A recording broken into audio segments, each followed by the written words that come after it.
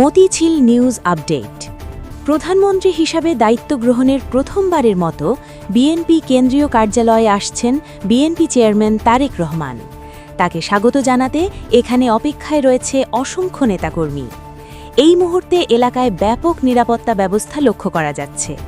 আপনারা দেখতে পাচ্ছেন বিজিবি, র্যাব ও পুলিশ সদস্যরা সারিবদ্ধভাবে দাঁড়িয়ে আছেন।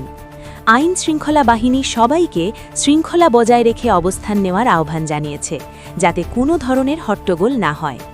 মতিঝিল নিউজের ক্যামেরায় ধরা পড়েছে যুবদলের সাবেক আহ্বায়ক আজিম উদ্দিন নয়ন সহ বিভিন্ন পর্যায়ের নেতাকর্মীরা। সবাই এখানে অপেক্ষায় রয়েছে।